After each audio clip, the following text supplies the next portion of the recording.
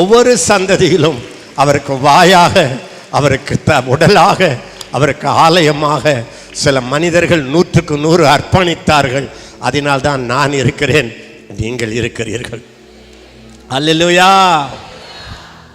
இப்போ நாங்க எங்க சந்ததி, என்னோட எழும்பினவர்கள், என்னால் ஆசீர்வதிக்கப்பட்டவர்கள் எல்லாம் தாத்தாவாயிட்டாங்க, இல்லை அப்பாவாயிட்டாங்க, முடிச்சிட்டாங்க.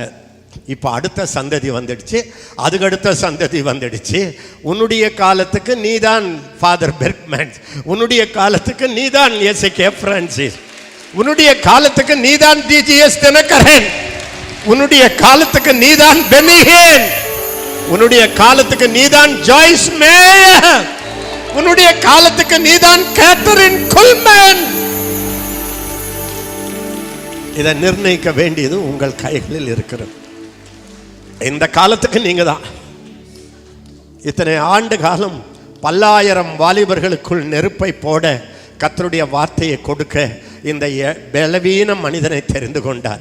இப்பொழுது கர்த்தர் உங்க மூலமாக எங்களை எப்படி பயன்படுத்தினாரோ அதை விட 1000 மடங்கு உங்களை பயன்படுத்த விரும்புகிறார்.